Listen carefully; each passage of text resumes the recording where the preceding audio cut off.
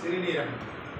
மனித நம்மளுடைய சிறுநீரகம் ஒன்று இருக்கும், இந்த ஒன்று இருக்கும். இது கழிவுகளை நீக்கக்கூடியது.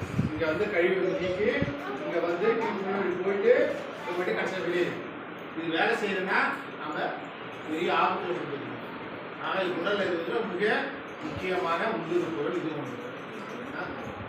உனது உடலில் நம்ம உடலில் உள்ளுறுப்புகள் இது முக்கியமான பங்கு வகிக்கும்.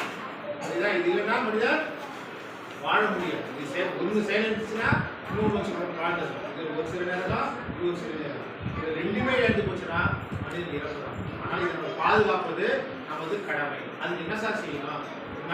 நன்கு தண்ணி குடிக்கணும், சத்தான உணவு சாப்பிடணும், தண்ணி நிறைய குடிக்கணும். ஒரு 2 லிட்டராவது தண்ணி குடிக்கணும்னா சிறுநீரகம் பாதிப்பு. சிறுநீரக பாதிப்பு ஏற்படுற உணவுகளை நாம் தவிர்த்திடணும். பெரும்பாலும் ரொம்ப கடினமான உணவுகளை விட்டுட்டு இலகுவான உணவுகளை நாங்கள் இருக்கணும். நீர் அதிகமாக குடிக்கணும். புரியுதா? சரி, உட்கார்.